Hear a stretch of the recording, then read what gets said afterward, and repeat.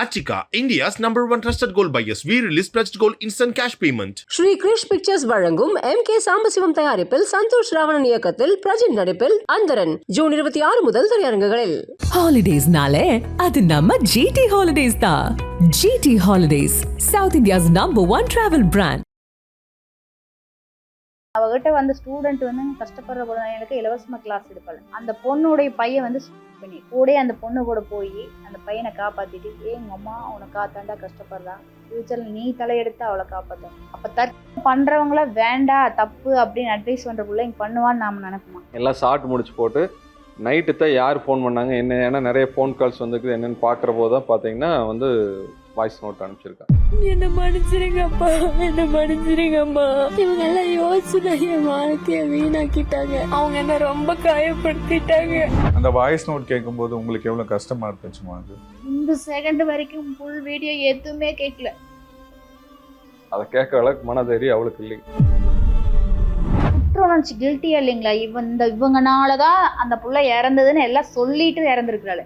அந்த ஒரு நியாயமா தர்மமா வாழ்ந்தவங்களுக்குங்க அவங்களவே அவங்கள போடும். அவங்க சொன்ன அந்த வேர்டு இன்னும் வந்து என்னுடைய தங்கச்சி பக்கத்தில் தான் நின்றுருக்காளுங்க, நல்ல வேளை நம்ம வீட்டில் சாகலை அப்படின்னு சொல்லிட்டு சிரிச்சிருக்கேன். ஈஸ்வரமூர்த்தி எப்படின்னு பாருங்க, ஒரு பொண்ணுன்ற வீட்டுக்கு நான் கட்டி கொடுத்துருக்கிற மருமகளா 78 நாள் உன்ற பையன் கூட குடும்பம் நடத்தி இருக்கிற அந்த மனிதாயமான ஈவரக்கமெல்லாம் இருந்திருந்தேன் பிள்ளை நல்லா பார்த்துருப்பானுங்க.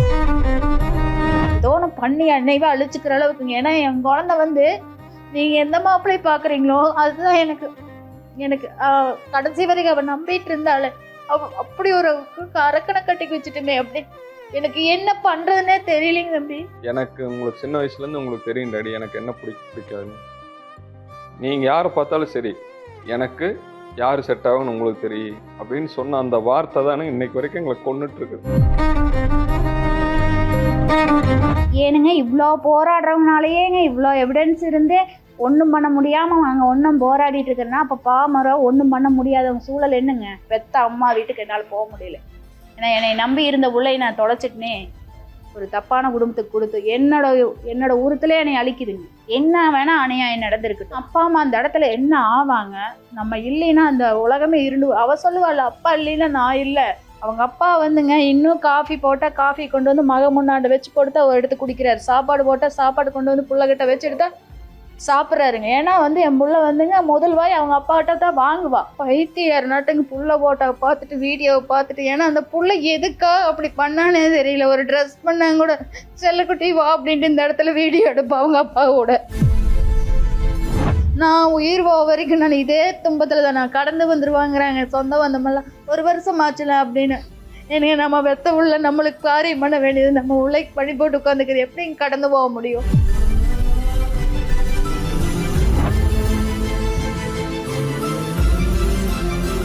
வெள்ளிக்கிழமை நைட்டு நீங்க 2 பேரும் பேசிக்கிறீங்க, இவ்வளவு விஷயங்கள் சொல்றாங்க, அப்பா கிட்ட சொல்ல வேணாம்னு சொல்றாங்க. காலையில கோயிலுக்கு போறாங்க, என்ன தைரியத்துல விட்டீங்க நீங்க? போயிட்டு வந்துருவாங்க அந்த நம்பிக்கை. ஏனுங்க நம்மளுக்கு வந்துங்க நம்ம உள்ளே வந்து அந்த மைண்ட் செட்டிங் உள்ளேன்னு நான் நினைச்சிருந்தேங்கன்னா நான் விடுவனா? உங்க பொண்ணு மேல அவ்வளவு நம்பிக்கை இருந்துச்சு என் பாப்பாவுக்கு வந்துங்க. ஏன்னா அவகிட்ட வந்து ஸ்டூடெண்ட் வந்து கஷ்டப்படுற குழந்தைங்களுக்கு இலவசமா கிளாஸ் எடுப்பாள். அந்த பொண்ணுடைய பையன் வந்து பண்ணிட்டு பண்ணும்போது அந்த பையன் உடனே இவங்க அப்பாவுக்கு ஃபோன் பண்ணி ஆம்புலன்ஸ் அனுப்பி சொல்லிட்டு கூட அந்த பொண்ணு கூட போய் அந்த பையனை காப்பாத்திட்டு எங்க அம்மா அவனை காத்தாண்டா கஷ்டப்படுறா, ஃபியூச்சர்ல நீ தலையெடுத்து அவளை காப்பாற்றணும். அவள் டெய்லரிங் வந்து கற்றுக்கிட்டது யாருக்காக? உனக்காகத்தா. இப்படி பண்ணாத, படிப்பு கஷ்டமாக தான் இருக்கு, போ உனக்கு அதுதான் உன்னை காப்பாத்திட்டா அப்படின்னு சொல்லிட்டுங்க பணம் கையில் கொடுத்து போட்டு. அப்போ பண்றவங்கள வேண்டாம் தப்பு அப்படின்னு அட்வைஸ் பண்ற பிள்ளைங்க பண்ணுவான்னு நாம நினைப்போமா? அதுவும் இல்லாமல் எந்த பிரச்சனையும் வந்து பேஸ் பண்ணுவாளுங்க. பேஸ் பண்ணி அந்த பிரச்சனைக்கு உண்டான ஒரு தீர்வு. இடம் அளக்கறாங்க போடுங்க அப்பா பொண்ணுக்குனாலங்க அவளுக்கு சைட்னு என்னென்ன எனக்கு ஒன்றும் தெரியாதுங்க தம்பி. வீட்டில் எங்கள் அப்பா எப்படி என்னை பற்றி வச்சுருந்தாரோ அப்படித்தான் எங்கள் வீட்டுக்காரர் என் பொண்ணு என்னை எப்படி வச்சுருந்தா.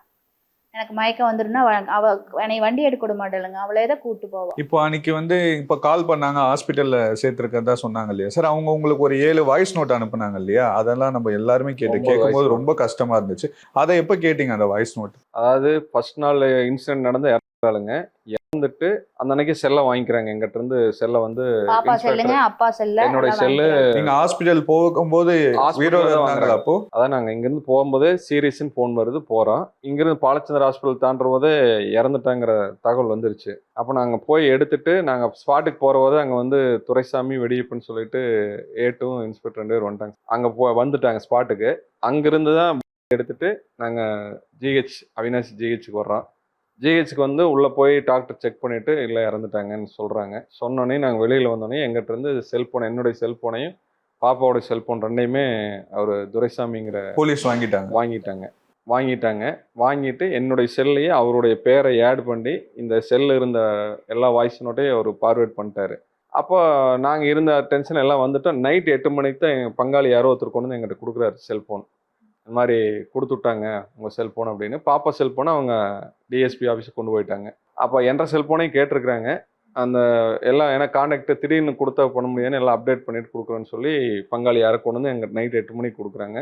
நைட் 8 மணிக்கு கூட பார்க்கலைங்க. எல்லாம் ஷார்ட் முடிச்சு போட்டு நைட்டு தான் யார் ஃபோன் பண்ணாங்க என்ன, ஏன்னா நிறைய ஃபோன் கால்ஸ் வந்துருக்குது என்னென்னு பார்க்குற போது தான் பார்த்தீங்கன்னா வந்து வாய்ஸ் நோட் அனுப்பிச்சிருக்காங்க. நீங்க தனியா கேக்குறீங்க அந்த வாய்ஸ்? ஆமாம், இங்கே எல்லாம் கூட்டமாக தான் இருந்தாங்க, எல்லா ரிலேஷன்ஸ் எல்லாம் கூட்டமாக தான் இருந்தாங்க. அப்போ எல்லாம் கேட்டு போட்டு அப்போயே வந்து என்னுடைய தம்பியும் என்னுடைய ரிலேஷன் ஒருத்தரும் உடனே வந்து டிஎஸ்பி ஆஃபீஸ் போகிறாங்க. சார் இந்த மாதிரி வாய்ஸ் நோட்டெல்லாம் அனுப்பிச்சிருக்காங்க, அதெல்லாம் எங்களுக்கு மதியானம் 2 மணிக்கே தெரியும், ஆனால் நீங்கள் யாரும் எதுவும் சொல்லலை, அதனால் நாங்கள் எந்த ஆக்ஷன் எடுக்கலை அப்படின்னு சொல்லியிருக்காங்க டிஎஸ்பி. அந்த வாய்ஸ் நோட் கேட்கும்போது உங்களுக்கு எவ்வளோ கஷ்டமா இருந்துச்சுமா அது? நான் கேட்கவே இல்லைங்க அது. நான் மன்னிச்சு இந்த செகண்ட் வரைக்கும் ஃபுல் வீடியோ எதுவுமே கேட்கல. அதை கேட்குற அளவுக்கு மனதைரியம் அவளுக்கு இல்லைங்க. ஏன்னா அது கேட்கும்போது என்ன உடல் ரீதியாகவும் மன ரீதியாகவும் ரொம்ப கொடுமைப்படுறாங்க. எல்லாமே எங்கிட்ட சொல்லிட்டாளுங்க. வெள்ளிக்கிழமை அந்த நாகராஜ் வந்துட்டு போனதுக்கு அப்புறங்க நான் வந்து ஏத்தங்கோ எனக்கு அப்பா தான் எனக்கு எல்லாம் அம்மா தான் எல்லாம் யாரோ ஒரு நாகராஜுங்கிற ஒரு பெரிய இப்போ வந்து சொந்தம், அது அவங்க சொந்தம், உங்க மாமியார் இப்போ வந்து உறவு, ஆனா பெத்த தாய் தாப்ப நான் பரிதவிச்சு நிக்கிறேங்க. நீ என்ன நடக்குதுன்னு எனக்கு புரிய மாட்டேங்குது, நீ முழுசா சொல்லு அப்படின்னு சொல்றேங்க. அம்மா என்னை வந்து நான் அன்னைக்கு வந்தேன்ல, அப்போ நடந்தது நைட் 2 மணிக்கு வந்தேன்ல, அது வந்து இப்படியெல்லாம் என்னை சித்திரவதை பண்ணிட்டா வந்தது, அது எங்கள் மாமியாட்ட அதுதான் சொன்னேன், மாமியார் சரி பண்ணிக்கிற எந்த தப்பு வரா நான் சொன்ன பார்த்துக்கிறேன். காரணம் என்னங்க அதுக்கு? இப்போ உங்கள்கிட்ட சொல்லி நீங்கள் கேட்டு அது பிரச்சனை ஆயிடுச்சு, இல்லை இதோட பிரிஞ்சுக்கிட்டோம்னா பிரச்சனை இல்லை. ஆனால் மறுபடியும் நம்ம வந்து இந்த பிரச்சனையெல்லாம் பெரியவங்களாம் சேர்ந்து பஞ்சாயத்து பண்ணி சேர்த்து வைப்பீங்க. அப்போ சேர்த்து வைக்கிற போது நான் தான் அந்த குடும்பத்தில் போய் வாழணும், அவங்க கூட சங்கடம் ஆயிட்டு மறுபடியும் எப்படிப்பா வாழ்றது? திரும்ப அவங்கள ஃபேஸ் பண்ண முடியல. ஏன்னா அவங்க அந்த ஆடியோல அதான் சொல்லிருந்தாங்க. அதனாலதான் வந்து எங்க மாமியார்கிட்டயே சொன்னேன். ஏன்னா சம்மந்தப்பட்டவங்ககிட்டயே சொல்லிட்டா அவங்க வந்து திருத்திக்குவாங்க அவங்க பையனை. எங்களுக்குள்ள நடக்கிறது உங்க வரைக்கும் வராம இருந்தா நீங்க எப்பவும் கொடுக்குற ரெஸ்பான்ஸ் அவங்களுக்கு இருந்துட்டே இருக்கு, எனக்கும் வந்து கொஞ்சம் பீஸ்ஃபுல்லா போகுது. ஏன்னா அவங்க யார்கிட்ட சொன்னாலுமே அட்ஜஸ்ட் பண்ணிப்போன்னு சொல்றீங்க. நான் அப்பா கிட்ட சொன்னாலே என்ன வேற வாழ்க்கை அமைச்சு கொடுக்கலாம், ஆனா அது எனக்கு பிடிக்கலப்பா, எனக்கு இந்த ஒரு வாழ்க்கை தான்ப்பா அப்படின்னு சொல்லிலாம் ரொம்ப கஷ்டப்பட்டு பேசியிருந்தாங்க. அது கேட்கும்போது ரொம்ப கஷ்டமா இருந்துச்சு. வீட்டுல இந்த நகை இங்க வச்சிருக்கேன், இந்த நகை இங்க இருக்கு, சாவி இங்க இருக்கு, இங்க பணம் இருக்கு, எல்லாமே சொல்லியிருந்தாங்க. அது ஆனாங்க நாங்க நாணயமானவங்க கரெக்டானவங்க அப்படின்னாங்க. நாணயம் கரெக்டானவங்க பாரம்பரியமானவங்க, குற்றுணர்ச்சி கில்ட்டியா இல்லைங்களா, இவங்கனாலதான் அந்த புள்ள இறந்ததுன்னு எல்லாம் சொல்லிட்டு இறந்துருக்குறாள். அந்த ஒரு நியாயமா தர்மமா வாழ்ந்தவங்களுக்குங்க அவங்களவே அவங்கள போடும். ஆனா அந்த வாய் சொன்ன அளவுக்கு செயல் இல்லைங்க. என்னோட பொண்ணுடைய பொருள் அத்தனையும் வச்சுக்கிட்டு எல்லாம் பண்ணிட்டு இது சமரசமா போறதுக்கு முடிச்சு வைக்கிறதுக்கு தான் பாக்குறாங்களோ இல்லையாங்க. என் பிள்ளைக்குண்டான நியாயம் தர்மம் எதுவுமே இல்லைங்க. இப்போ பொண்ணு இறந்துட்டான ஹாஸ்பிட்டல் சொல்றாங்களம்மா, அவங்க கிட்ட சொன்னீங்களா? அவங்களோட ரியாக்ஷன் என்ன இருந்தது? அவங்க எங்க இருந்தாங்க? அப்போ நாங்க ஓகையிலே அங்க இருந்தாங்களா? நாங்க ஹாஸ்பிட்டலுக்கு வர்ற போது இருந்தாங்க. அவங்க அங்க வந்துட்டாங்க. அவங்களுக்கு தெரிஞ்சிருக்குதுங்க தம்பி எல்லாமே. ஆனா அவங்க வந்து பாத்தீங்கன்னா எதுவுமே நடக்காத மாதிரி ஏதோ ஒரு கல்யாண வீட்டுக்கு வந்த மாதிரி வந்து பார்த்துட்டு அவங்க சொன்ன அந்த வேர்டு, இன்னும் வந்து என்னுடைய தங்கச்சி பக்கத்துல தான் நின்றுருக்காளுங்க, நல்ல வேளை நம்ம வீட்டுல சாகல அப்படின்னு சொல்லிட்டு சிரிச்சிருக்கேன் ஈஸ்வரமூர்த்தி. அவன் மாமனார் சொல்லி சிரிக்கிறாரு. எப்படின்னு பாருங்க, ஒரு பொண்ணு உன்ற வீட்டுக்கு நான் கட்டி கொடுத்துருக்கிற மருமகளா 78 நாள் உன்ற பையன் கூட குடும்பம் நடத்தி இருக்கிற, ஆனா வந்து நீ அதை பார்த்துட்டு அந்த இடத்துல ஐயோ பிள்ளை இப்படி பண்ணி போட்டேன்னு வேதனை படல, வருத்தப்படல. உன்னுடைய அந்த இடத்துல நீ என்ன சொல்லி நல்ல வேளை நம்ம வீட்டுல சாகல. அப்போ அவனுடைய மனநிலையில எப்படி இருக்கு பாருங்க. கவின் என்ன பண்ணிட்டு இருந்தாரு? அவன் வந்து வரலைங்க அந்த ஸ்பாட்டுக்கு வரல. அப்போ அடுத்த நாள் காலையில தான் வந்திருக்கான். வந்து பார்த்துட்டு அவனுக்குலாம் எந்த ரியாக்ஷனும் இல்லை. முந்தின நாள் தாடியோட வந்திருக்கேன், அடுத்த நாள் நீட்டாக சேவ் பண்ணிட்டு வரானுங்க அப்பனும் மகனும். கல்யாண வீட்டுக்கு வர மாதிரி நீட்டாக ட்ரெஸ் பண்ணிட்டு. அந்த மனிதாயமான ஈவரக்கமெல்லாம் இருந்திருந்தேன் பிள்ளை நல்லா பார்த்துருப்பானுங்க. எங்களுடைய உலகமே வந்துங்க எங்கள் பாப்புக்குட்டி தானுங்க. பையனையும் கூட அனுப்பிட்டு பிள்ளைய அனுப்பலைங்க. வெளியிலலாம் வந்து கேட்டாங்க. எங்களுக்கு வந்து பிள்ளையோடைய பிரிவு எங்களுக்கெல்லாம் ஏற்றுக்க முடியாத ஒன்றா இருக்குங்க. பக்கத்துலேயே இருந்தால் பரவாயில்லைன்னு பாப்பா சொன்னா, எனக்கு ஒரு பையன் இருக்கிற பக்கமெல்லாம் பண்ணிடாதீங்கம்மா, எனக்கு பெரிய குடும்பமாக வேணும். எங்கள் அப்பா ஒரு பையன், எங்கள் அத்தை 4 பேர், அதனால் எவ்வளோ கூட்ட ஒரு விசேஷம், எனக்கு அந்த மாதிரி தான்மா வேணும் அப்படின்னு சொல்கிறா. வந்த ஜாதம் ஒரு பையன் இருக்கிறதெல்லாம் நிறைய அவாய்ட் பண்ணோம். இந்த பையனையுமே நான் அவாய்ட் பண்ணேன். எங்கள் அப்பா என்னாரு, அவங்க தாத்தா வந்து தன்மையானவரா மாசுது. அதாவது தாத்தா வளர்ப்புன்னு சொன்னாங்க. பேரன் வந்து தாத்தா தான் வளர்த்தி வீடு கூட தாத்தா தான் கட்டி கொடுக்குறாரு பையனுக்காக அப்படின்னு எங்கிட்ட சொன்னாங்க. இப்போ நாங்கள் எங்கள் பங்காளிகள் விசாரிக்கிறதும் அதுதான் சொன்னாங்க. அதனால தான் எங்களுக்கு என்ன, ஒரு பெரியவங்களுடைய கஸ்டடியில் இருக்கிற போது கண்டிப்பாக பையன் வந்து ஒழுக்கமான பையனாக இருப்பா, நாங்கள் அப்படித்தான் நம்பினோங்க. இப்போ 3 பேரையும் அரெஸ்ட் பண்ணாங்க இல்லையா சார்? ஒருத்தராக தான் அரெஸ்ட் பண்ணாங்க. ஃபர்ஸ்ட் மாமனாரையும் பையனையும் அரெஸ்ட் பண்ணாங்க, அப்புறம் மாமியாரை அரெஸ்ட் பண்ணாங்க. அதுக்கு எவ்வளோ புஷ் பண்ணி அரெஸ்ட் பண்ண வச்சிங்க அந்த சமயத்தில்? அதுக்கெல்லாம் பெரிய பெரிய போராட்டம் ஆர்ப்பாட்டம் பண்ணி தானுங்க. தான் பண்ண வச்சாங்க. நான் பாப்பா வந்துங்க எனக்கு வந்து பைத்தியமா ஆயிட்டேனுங்க. உண்மையை சொல்ல போனா என்னைவே அந்த இடத்துல ஏதோ ஒன்று பண்ணி என்னைவே அழிச்சுக்கிற அளவுக்குங்க. ஏன்னா என் குழந்தை வந்து நீங்க எந்த மாப்பிள்ளை பாக்குறீங்களோ அதுதான் எனக்கு எனக்கு கடைசி வரைக்கும் அவ நம்பிட்டு இருந்தாள். அப்படி ஒரு அரக்கணை கட்டிக்கு வச்சுட்டுமே அப்படி எனக்கு என்ன பண்றதுன்னே தெரியலைங்க தம்பி. அதாவது என்ன மாதிரி மாப்பிள்ளை வேணும்னு நான் கேட்குற போதுங்க, இதே மாதிரி சோபாலயம் பக்கத்தில் உட்காந்துட்டு, எனக்கு உங்களுக்கு சின்ன வயசுலேருந்து உங்களுக்கு தெரியும் டாடி எனக்கு என்ன பிடிக்காதுன்னு, நீங்கள் யாரை பார்த்தாலும் சரி எனக்கு யார் செட் ஆகும்னு உங்களுக்கு தெரியும் அப்படின்னு சொன்ன அந்த வார்த்தை தானே இன்னைக்கு வரைக்கும் எங்களை கொண்டுட்டு இருக்குது. ஏன்னா ஏதாவது ஒன்று எனக்கு இப்படி வேணும் அப்படி வேணும்னு சொல்லி நம்ம அதுக்காக எடுத்திருந்தோம்னா அந்த வருத்தம் இருக்காது எங்களுக்கு. சாய்ஸ் பூரா எங்கள் கையில் கொடுத்ததுனால இப்போ அதுதான் எங்களை வந்து எதுவுமே எங்களை செய்ய இல்லைங்க தம்பி. எனக்கு ஆனால் மண்டபத்தில் இப்போ தெரிஞ்சிட்டுங்க டாமினேட் பண்ணுறாங்க நம்மளை. அவங்க என்னமோ பெரிய ஆள் மாதிரி நம்ம வந்து ஒரு அவர் கவுன்சிலர் இருந்தால், சேர்மன் கிருஷ்ணனா இருந்தால், அவர் எங்கள் வீட்டுக்கு வந்து ஏதாவது சாப்பாடு போட போகிறாரு, மனுஷனா மதிக்கணுங்க. அவங்க என்னமோ தோரணையாமல் எங்களெல்லாம் ஒரு பக்கம் நிற்கிறது, அவங்க ஒரு பக்கம் நிற்கிறது. எனக்கு அப்போவே மனசுக்கு கருக்காச்சுங்க. இருந்தாலும் நம்ம புள்ள சந்தோஷப்படுறாளே அப்படிங்கிற ஒரு உணர்வில் நான் பாட்டுக்கு அமைதியை தெரிஞ்சுங்க. ஆனால் இவர்கிட்ட சொன்னேன், ஜென்ஸு ஒரு மேலாட்டமாக ஒரு சிலர் தானே பார்ப்பாங்க, புள்ள கல்யாணம் சந்தோஷமாக சிரிக்கிறாளே அந்த இதைத்தான் பார்த்து. ஆனால் எனக்குள்ளேயே ஒரு இதுங்கன்னா ஒரு சமையல் என்ன ஐட்டம் கூட எனக்கு தெரியாதுங்க தம்பி. இப்போ பேரண்ட்ஸ் வந்து சாப்பிட முடியாது பிள்ளை வயங்க கல்யாணத்தும் போது. ஆனால் என்ன ஐட்டம்னா தெரியுங்களா, எனக்கு எதுவுமே தெரியாது.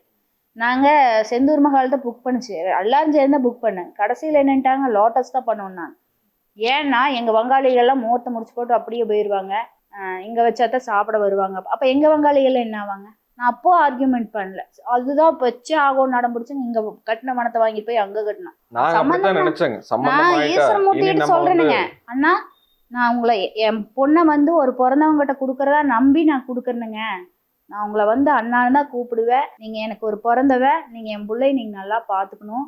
அவள் வந்து பொய் விரட்டு இதெல்லாம் பிடிக்காதுங்கண்ணா. எதாக இருந்தாலும் ரிது எதாவது பண்ணிங்கன்னா, இது பண்ணுறது எனக்கு பிடிக்கலையுமான்னு சொன்னீங்கன்னா கூட கரெக்ட் பண்ணிக்க, தப்பு பண்ண மாட்டா, மற்றவங்களோட உணர்வுக்கு முக்கியத்துவம் கொடுப்பாங்க எல்லாம் சொல்கிறேனுங்க. நாங்களும் அப்படித்தான். கடைசியில் பார்த்ததுன்னா எங்களுக்கு நேர் ஆப்போசிட் கேரக்டருங்க. ஒரு தோற்றத்தை வச்சோ இல்லை வெளி உலகத்தில் பழகிறத வச்சோ ஒருத்தனுடைய கேரக்டரை அனலைஸ் பண்ண முடியாதுங்கிறது இந்த வந்து ஒரு மிகப்பெரிய பாடங்க. ஏனுங்க இவ்வளோ போராடுறவங்கனாலேயேங்க இவ்வளோ எவிடன்ஸ் இருந்தே ஒன்றும் பண்ண முடியாமல் நாங்கள் ஒன்றும் போராடிட்டு இருக்கிறேன்னா அப்போ பாமரம் ஒன்றும் பண்ண முடியாதவங்க சூழல் என்னங்க? சட்டம் மாறணுங்க. தப்பு பண்றவங்களுக்கு துணை போறது என்னங்க அடிப்படையில இருந்துங்க. இப்போதைக்கு அரெஸ்ட் பண்ணிருக்காங்க, அவ்வளவுதான். அரெஸ்ட் பண்ணலீங்களா? இப்போ அரெஸ்ட் பண்ணலீங்களே. பண்றதுக்குமே நாங்க பல பிரச்சனை பண்ணிட்டேனுங்க.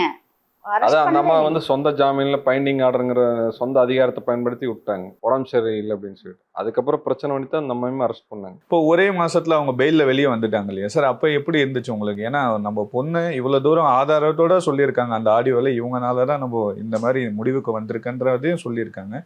ஒரே மாசத்துல பெயில்ல வெளியே வந்துட்டாங்க. அதான் உலகத்துல வந்துங்க சட்டம் வந்து நம்ம தமிழ்நாட்டில் மட்டும் இல்லைங்க, இந்தியாவிலே வந்து சட்டம் வந்து சரியில்லை, சட்டத்தை நம்பி போகிறவங்களுக்கு நியாயம் கிடைக்காது அப்படிங்கிறத நாங்கள் அப்படி தான் நினச்சோங்க. ஏன்னா கண்ணு முன்னாடி தெரிஞ்சு இத்தனை எவிடன்ஸு இத்தனை ஆடியோவை வந்து பேசி அனுப்பிச்சு இதை உலகம் முழுக்க கேட்டிருக்கிறாங்க.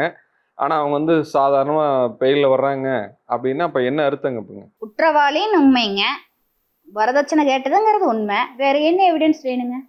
புள்ள என்னால் என்னை துன்புறுத்தினாங்கன்னு நம்ம எல்லாம் சொல்லிட்டா, நீ என் புள்ள உயிரோடு இல்லைங்க.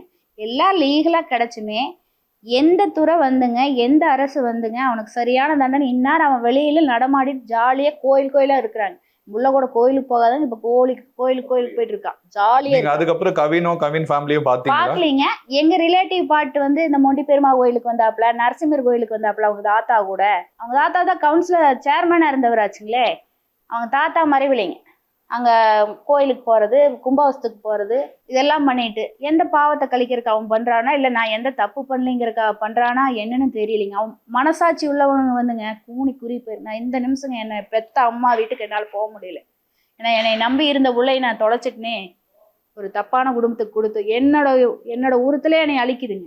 இல்லை, இந்த அவங்க பெயிலில் வெளியே வந்தாங்கல்ல சார், அப்போ வந்து ஒரு சில விஷயங்கள்லாம் பரப்பிட்டு இருந்தாங்க. என்ன சொன்னாங்கன்னா, ரித்தனியா 2 ஃபோன் யூஸ் பண்ணாங்க, அவங்க 2 ஃபோன் யூஸ் பண்ணாங்க, ஹஸ்பண்டுக்கு தெரியாம ஒரு ஃபோன் வச்சிருந்தாங்கன்ற மாதிரி விஷயங்கள்லாம் பேசிட்டு இருந்தாங்க. அப்போ அதெல்லாம் கேட்கும்போது எவ்வளவு கஷ்டமா இருந்துச்சு உங்களுக்கு? 3 சிம் யூஸ் பண்ணிட்டு இருந்தாங்கிறது அவங்க சொன்னாங்க. அவங்க ஏதோ புதுசா கண்டுபிடிச்ச மாதிரி வந்து சொன்னாங்க. அப்ப செல்போனை கொண்டு அங்க புருஷன் வீட்டுல வச்சிருக்காங்க, இங்க மறைமுகமா வச்சுட்டா தம்பி அந்த பையன் மறைமுகமா கொண்டு போய் வச்சுட்டு பீரோல் வச்சுட்டு பூட்டி வச்சுட்டு பேசலைங்க. புருஷன் வீட்டுல அந்த செல்போனை வச்சுக்கிற புருஷன் வீட்டுல இந்த பீரோல இந்த செல்போனுங்கிறத சொல்லித்தான் அவங்களே போய் அந்த செல்லை எடுத்து மடி வந்து போய் எங்கள் ஆராய்ச்சி பண்ணணும்னு சொல்லி கொடுத்துருக்காங்க. புரிஞ்சுங்களா? போலீஸில் ஒரு சிம்மு நான் வாங்கி கொடுத்த சிம்மு, அவளுக்கு பர்மனெண்ட்டாக காலேஜ் படிக்கையிலேருந்து ஸ்கூல் +2 படிக்கையிலேருந்தே வாங்கின சிம்மு. ஒரு சிம்மு கல்யாணம் ஃபிக்ஸ் ஆனோன்னு ஹஸ்பண்ட் வாங்கி கொடுத்த சிம்மு. இன்னொரு சிம்மு வந்து பார்த்தீங்கன்னா ரியாஸ் கிரியேஷன் சொல்லிட்டு கிட்டத்தட்ட 1.5 வருஷமாக ஆரி டிசைனிங் ஒர்க் பண்ணிட்டு இருக்காங்க. கிளாஸ் எடுத்துட்டு இருக்காங்க, ஆன்லைன் கிளாஸ் எடுத்துட்டு இருக்காங்க. அது எல்லாமே அந்த சிம்மில் தான். அந்த கிளாஸ் காலையில் 10 மணி 9:30 மணிக்கு கிளாஸ் ஸ்டார்ட் பண்ணாங்க, ஈவினிங் 6:30 க்ளோஸ் பண்ணிடுவான். அதில் வந்து பூரா பெண்கள் தான் படிக்கிறாங்க. கிட்டத்தட்ட ஒரு 35-40 பெண்கள் படிச்சுட்டு இருந்தாங்க. ஏன்னா பர்சனல் நம்பரையோ இல்லை ஹஸ்பண்ட் வாங்கி கொடுத்த நம்பரையோ கொடுத்துட்டு அவங்க ஏதாவது ஒன்று கூப்பிட்டாங்க பிடிச்சாங்கன்னா அது வந்து தேவையில்லாமல் அவங்களுக்கும் பிரச்சனை, நம்மளுக்கு பிரச்சனைன்னா அந்த சிம் வந்து ஒன்லி ரியாஸ் கிரியேஷன்ஸ்க்கு மட்டும்தான் யூஸ் பண்ணிட்டு இருந்தாங்க. 9:30க்கு ஆன் பண்ணால் 6:30 க்ளோஸ் பண்ணி அங்கேயே ஆஃபீஸ்லேயே வச்சு போட்டு வந்துடுவாங்க. அதுதான் அந்த சிம்மு. அதை வந்து ஏதோ பெருசாக இவங்க ஏதோ சிபிசிஐடி கண்டுபிடிச்ச மாதிரி இப்போ அவள் வந்து வேற ஏதாவது அஃபென்ஸ் வச்சுட்டு பேசிட்டு இருந்த மாதிரி இல்லை. அதெல்லாம் ஒன்றும் கிடையாது. அந்த மாதிரி எல்லாம் மாற்றி பேசி இந்த மாதிரி விஷயங்களை பேசும்போது நமக்கு கஷ்டமா இருக்குல்ல சார்? நம்ம பொண்ணுமே தான் இருக்குங்க. இதுக்கப்புறமும் இந்த மாதிரி எல்லாம் பேச இழந்ததுக்கு நம்ம அவனை கொண்டு போடலாங்கிற கோபம் எல்லா பேரண்ட்ஸுக்கும் வருங்க. ஆனால் அது வந்து உண்மை இருக்கணும், உண்மை வந்து சொல்லணும். உண்மை சொல்றதுக்கு தைரியம் இருக்க வந்து பொய் பேசிட்டு இருக்கேன். வெளியில் போயிட்டு வேஷம் போட்டு பொண்ணுக்கு இப்படி இருக்குது அப்படி இருக்குது, பொண்ணு அப்படி பழக்கம் இருக்குது, 3 சிம் இருக்குது, 3 செல்போனுக்கு நீ என்ன புதுசாக போய் கண்டுபிடிச்சியா? எல்லாமே உன்ற வீட்டில் தான்டா கொண்டு வந்து வச்சிருக்கிறா. உன்ற புருஷன் வீட்டில் உன்னை நம்பி பீரோவில் இந்த பீரோவில் வச்சுருக்கிற இந்த செல்போன் வச்சுருக்கிறேன், எல்லா வாய்ஸ் ஃபோன் போட்டிருக்கேன். அதுக்கடுத்த நீ எடுத்து கொண்டு வந்து கொடுத்துருக்குறேன்னா வந்து தொலாவி போய் கண்டுபிடிச்ச மாதிரி, இவன் ஏதாவது புதுசாக கண்டுபிடிச்ச மாதிரி. அதில் எந்த ஒளியும் முறையும் என்னுடைய பொண்ணு நான் வளர்த்துறதுலேருந்து பிறந்ததுலேருந்து இறக்குறதுக்கு முன்ன வரைக்கும் எந்த ஃப்ரெண்ட்ஸுக்கிட்ட பேசினாலும், பாய் ஃப்ரெண்டுக்கிட்ட பேசினாலும், கேர்ள் ஃப்ரெண்டுக்கிட்ட பேசினாலும், கூட படிக்கிறவங்ககிட்ட பேசினாலும் எங்கள் முன்னாடி உட்காந்து பேசுவாங்க. ஒன்று நான் இருக்கணும், இல்லை வீட்டில் இருப்பா, அவங்க முன்னாடி உட்காந்து பேச. தனியாக போய் அவர் ரூமில் போய் யாருக்கிட்டையும் வந்து ஒரு ஃபோன் கால் பேசணும் கிடையாது. பேசி போட்டு கூட யாருக்கிட்ட பேசணும் என்ன பேசணும்னு சொல்லி போட்டு தான் அவள் வந்து அப்படித்தான் பழகிருக்கலுங்க. யாராவது இவர்கிட்ட வந்து ரெக்வஸ்ட் கொடுத்தாங்க கூட வந்து அப்பாட்டு சொல்லுவாப்பா, இந்த பையன் சொன்னா வேண்டாண்டா நீ வீட்டில் பார்க்க. பாப்பா இறந்தப்பங்க கூட படித்த பசங்க ஒரு 8-9 பேர் வர்றாங்க. அதில் ஒரு பையனை வந்து கூப்பிட்டு சொல்கிறேன்.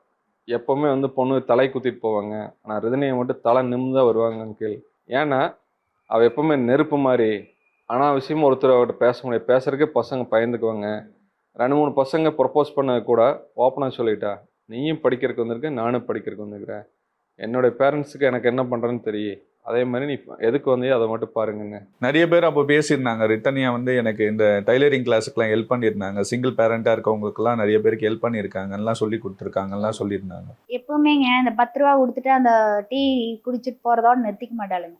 அவள் வேஸ்ட் கிளாத் எடுத்ததுன்னா அது ஹேர் பேண்ட் அந்த 10 ரூபாய்க்கு வாங்கிட்டு வந்து பேண்டு தயார் பண்ணி கலராக ஒரு 10 பேண்ட் அவங்களுக்கு கொடுப்பா. இதை வச்சுக்கோங்க, அதை எடுத்து இது பண்ண ஒரு நான் கேட்டேன், ஏன் சாமி மெனங்கடுற அப்படின்னா, ஆமாம் அதே 10 ரூபா தாங்கம்மா, கொஞ்சம் வேஸ்ட் துணிதாம்மா, அவங்க அதனால பயனடையும், ஒரு 200 ரூபா அவங்களுக்கு கிடைக்கும், 10 ரூபாயில் என்னம்மா அவங்களுக்கு கிடைக்கும், அந்த மாதிரி கேரக்டருங்க. நான் வந்து என் பொண்ணுங்கிறக்கா நான் இது இவ்வளோ தூரம் சொல்லிங்க, தப்பு பண்ண தப்புன்னு சொல்லிடுவேன், இப்போவுமே சொல்லிடுவேன், எனக்கு ஒன்றும் பிரச்சனை இல்லை. என் புள்ள இந்த இடத்துல இப்போ சொல்கிறேன், தப்பு பண்ணிட்டேன், எங்களை நினச்சி பார்க்கல, அந்த புள்ள என்ன வேணா அநியாயம் நடந்திருக்கட்டும் உங்களுக்காகவாச்சும் உங்ககிட்ட. ஏன்னா அப்பா அம்மா அந்த இடத்துல என்ன ஆவாங்க, நம்ம இல்லைன்னா அந்த உலகமே இருண்டு. அவ சொல்லுவாள், அப்பா இல்லைன்னா நான் இல்லை, அப்படின்னு சொன்ன புள்ள. அந்த ஆள் வந்துங்க அடிக்கடி வந்துங்க, அப்பா தான் அவளோட வீக்னஸ்ன்னு தெரிஞ்சுங்க உங்க அப்பாவுக்கு ஹார்ட் ஆப்ரேஷன் பண்ணிக்குது அப்படிலாம் சொல்லி அப்புறம் பிளாக்மெயில் பண்றாங்க. ஈஸ்வரமூர்த்திங்க பேப்பரை தூக்கி மூஞ்சியில வீசுறது எல்லா வேலையும் பண்ணியிருக்காப்லைங்க. உங்க அப்பா ஹார்ட் ஆப்ரேஷன் பண்ணிக்குது, என்ன வேணாலும் நடக்கலாம்.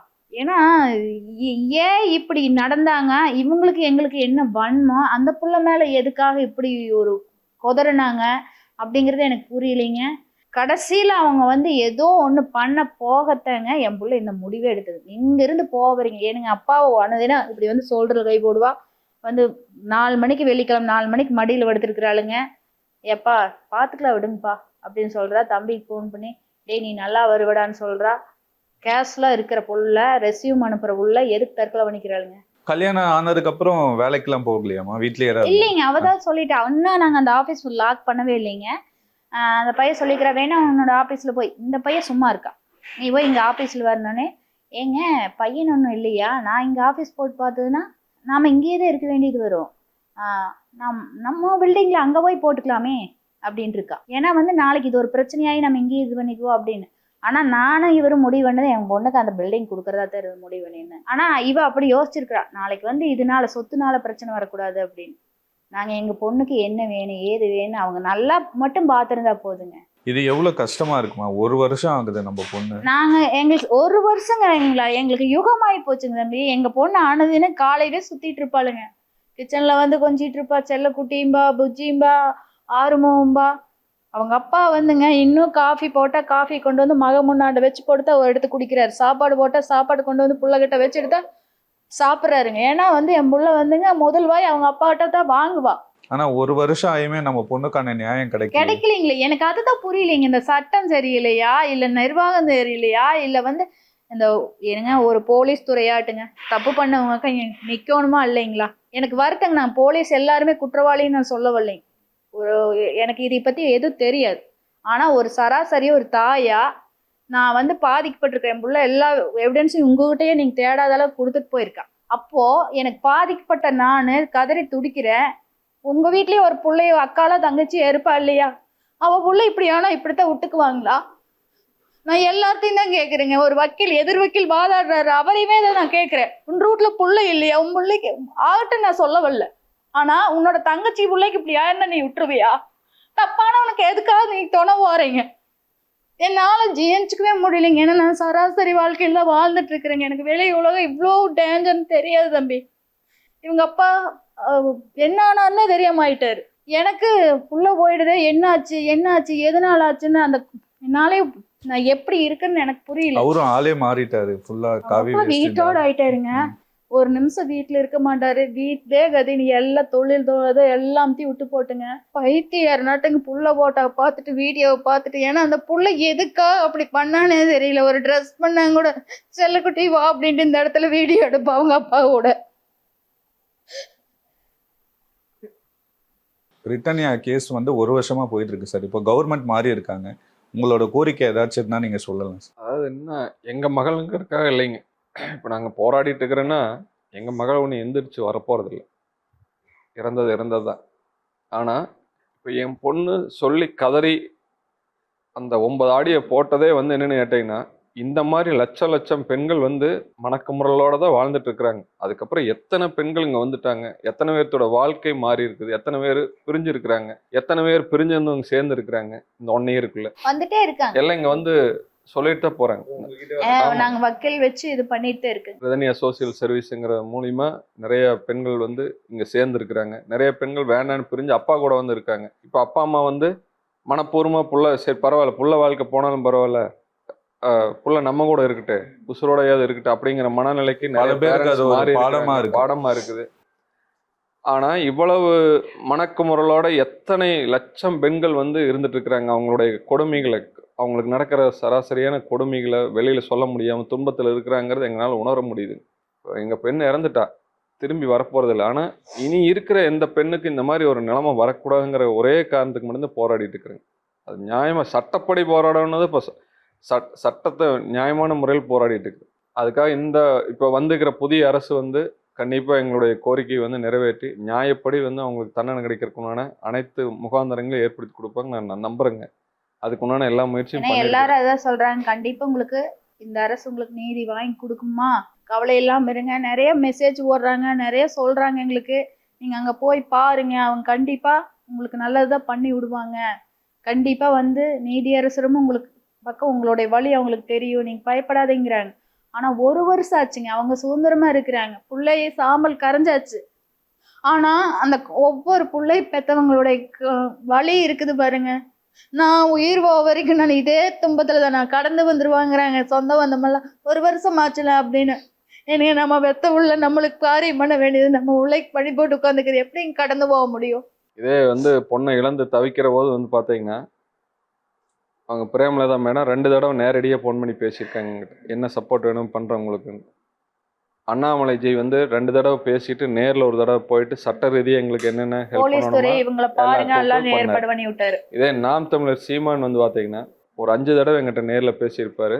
அவங்களுடைய ஆட்கள் திருப்பூர் மாவட்டத்தை சேர்ந்த அபிநயா, அவங்க வந்து சுரேஷ் பாபு, அந்த குரூப் கோயம்புத்தூர்ல இருந்து, ஈரோட்லேருந்து எல்லாருமே வந்து கிட்டத்தட்ட ஒரு 4-5 மாதம் அவங்களோட ஒரு டீ செலவு கூட எங்களுக்கு வைக்காம அவங்களுடைய செலவில் அவங்க வந்து எங்களுக்காக நின்னப்போ, அதாவது வந்து ஒரு நல்லது செய்கிறவனுக்கு இந்த உலகத்தில் காலம் இல்லைங்கிற இந்த எலெக்ஷனில் நாங்கள் தெரிஞ்சுக்கிட்டோங்க. அதாவது வந்து ஒரு அரசியல்வாதியாக இல்லாமல் அவங்க வந்து மக்களுடைய பிரச்சனையை தீர்க்கறதுக்காக எவ்வளவு முக்கியத்துவம் கொடுத்து எங்கள் பிரச்சனை வந்து நின்று அங்கே கை கொடுத்தாங்க அப்படிங்கிறதெல்லாம் வந்து நாங்கள் உணர்வுபூர்வமாக பார்த்தோங்க. ஆனால் இதே வந்து இந்த திமுக அரசு வந்து நாங்க எத்தனை தடவை போனோம் ஒரு நினைங்களா? பர்சன் கூட வந்து கேட்கலீங்க, என்ன அங்க நடந்தது போய் கூட போய் கேட்கல. முட்டி முட்டி ரிட்டர்ன் வந்தங்க. நாங்க வந்து எல்லாம் கொண்டு போய் கொடுப்பங்க, அவங்க எந்த ரெஸ்பான்ஸுமே இருக்காது. புரியுதுமா. கண்டிப்பா உங்களுக்கு நியாயம் கிடைக்குமா? இந்த கவர்மெண்ட்ல வந்து பெண்கள் பாதுகாப்புக்கு ரொம்ப முக்கியத்துவம் கொடுக்குறாங்க.